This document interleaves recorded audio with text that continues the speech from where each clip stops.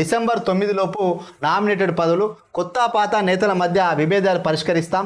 ప్రజలు పార్టీ ప్రభుత్వానికి మధ్య గ్యాప్ ఉండద్దు. స్థానిక పోరుకు సిద్ధం కావాలి. మహిళా సంఘాలతో ఆర్టీసీ బస్సుల కొనుగోళ్లు, మూసీ అభివృద్ధిలో స్థానికులకు కీలక పనులు, కాంగ్రెస్ అభివృద్ధిని గ్రామాల్లో ప్రచారం చేయాలి. కాంగ్రెస్ కార్యవర్గ విస్తృత స్థాయి సమావేశంలో డిప్యూటీ సీఎం భట్టి. రాష్ట్రంలో ఖాళీగా ఉన్న నామినేటెడ్ పోస్టులను వచ్చే నెల 9వ తేదీలోపు భర్తీ చేస్తామని డిప్యూటీ సీఎం భట్టి విక్రమార్క కాంగ్రెస్ ఆశావాగ్లకు హామీ ఇచ్చారు. అసెంబ్లీ ఎన్నికల తర్వాత ఇతర పార్టీల నుంచి పెద్ద ఎత్తున కాంగ్రెస్లో చేరికలు జరగడంతో పలుచోట్ల వర్గ సమస్య తలెత్తిన మాట వాస్తవేనని బట్టి కొత్త పాత నేతల మధ్య నెలకొన్న విభేదాలను త్వరలోనే పరిష్కరిస్తామని స్పష్టం చేశారు.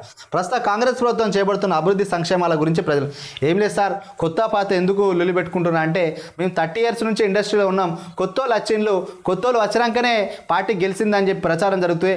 మరి 30 సంవత్సరాల నుంచి మేము పార్టీలో పట్టుకుని ఉన్నాం. మరి నిన్నగాక మొన్న మీరు వచ్చిండ్రు, మీరు అటే ఉంటే మరి అటు ఆ పార్టీని ఎందుకు గెలిపించుకోలేరు? మా కాంగ్రెస్ పార్టీ గెలుస్తుందని చెప్పి మీరు అందరూ పార్టీలోకి వచ్చిందని చెప్పి కొత్తగా వచ్చిన వాళ్ళను పాత నాయకులు ఈ విధంగా హేళన చేయడం జరుగుతుంది. సో ఏ విధంగా పార్టీకి సంబంధించిన పదవులు కానీ, నామినేటెడ్ పదవి కానీ రానున్న స్థానిక సంస్థ ఎన్నికల్లో కొత్త వాళ్ళకే మొత్తం తనుకపోయేటట్టున్నారు. మరి మా పరిస్థితి ఏందని చెప్పి వాళ్ళని నెగలకుండా చేయాలని చెప్పి పాత నాయకులు కొత్తగా వచ్చిన నాయకుల పట్ల ఆ విధంగా ప్రవర్తిస్తున్నారు. చేయడం వల్ల ఒక్క రాష్ట్రం మొత్తం 119 నియోజకవర్గాల్లో కాంగ్రెస్ పార్టీలో కొత్తగా వచ్చిన పరిస్థితి అదేవిధంగా ఉంది.